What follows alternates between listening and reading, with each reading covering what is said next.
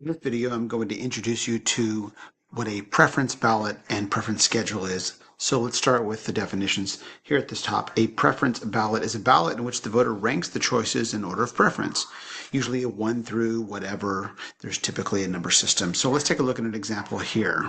In this example, we'll call it the World Cuisine Preference Ballot. What's your favorite type of ethnic food? And everybody has an opinion here.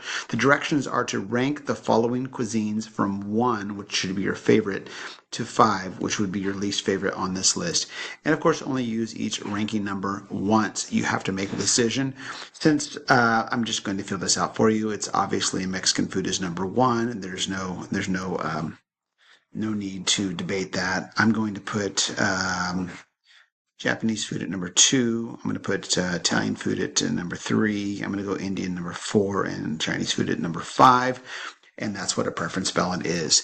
You don't use these a lot, particularly when we vote for political candidates, but they can be used and are used around the world. And I want to take a look at what it could do in this particular module. Here's an example that we're not going to fill out, but this is from Ireland when they vote for a European Parliament selection. They have a number of candidates you can see on the screen. I don't happen to know any of them, and you might not either. But they would rank all of these candidates 1 through however many there are 1, 2, 3, 4, 5, 6, 7, 8. So that's how they would put their candidates in order. And you might wonder, well, that's a lot of trouble. Why can't we just pick my favorite? But you see that it does something different to the voting. What it does is it doesn't allow a candidate to be as alienating as they might be like in our two-party system in the United States. So for example, if the candidate at the top appeals to 50% of the voters, but the other 50% of the voters heavily dislike that candidate, then on some of the ballots they might be ranked number 1. On the other ones they would be ranked number 8, and they wouldn't average up very high. But a candidate that might consistently, maybe this candidate down here is pretty consistently popular amongst all people and parties, and if it was able to rank 5s and 6s along the way, it would have a higher average score than someone that was polarizing. So it does affect the way that a candidate runs their election. So let's take a look at what you would do with these. So typically, when you have these individual ballots, you combine them into what we call a preference schedule. It shows the number of votes or voters in the top row that voted for each of the options. Let me give you an example that's really small so you can get your head around how you might make one of these.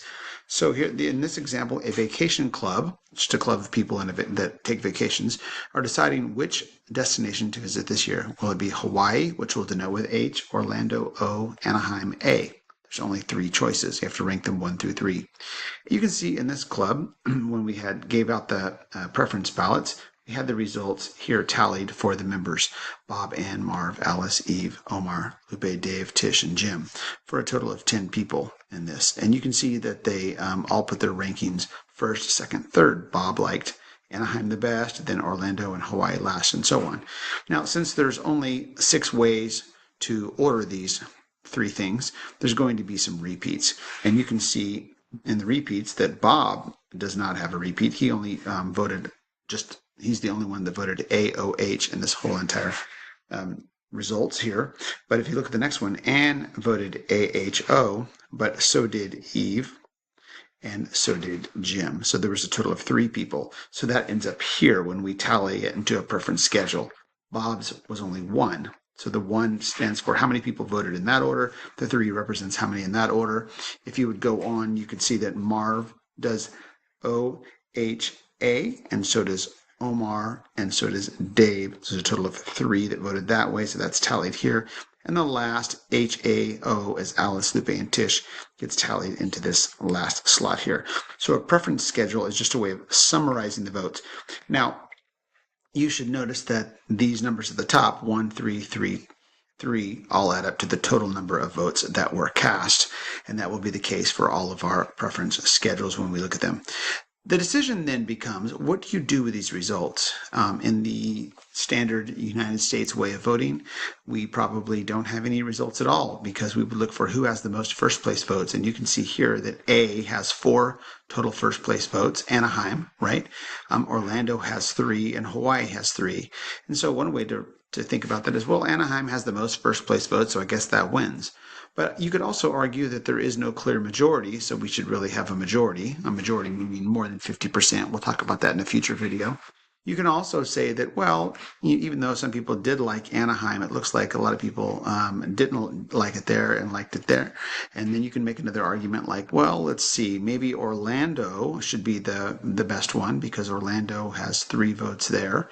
And Orlando is ranked higher than Anaheim in that position. But you might also make an argument for, and again, there's so many arguments you can make, and we're going to be doing this throughout this section. Maybe the strong argument here would be that Anaheim, although it has the most first place votes, doesn't seem to be as strong as Hawaii. Hawaii has 3 first place votes, but it has 6 second place votes and only 1 last place vote. So you can see that Hawaii is the one that's least disliked, and so maybe that's a reason why we should choose it. The question for us will become, what should we do with a preference ballot and with a preference schedule? And that's what you will be exploring as you go through this topic. Okay, more in the next lesson.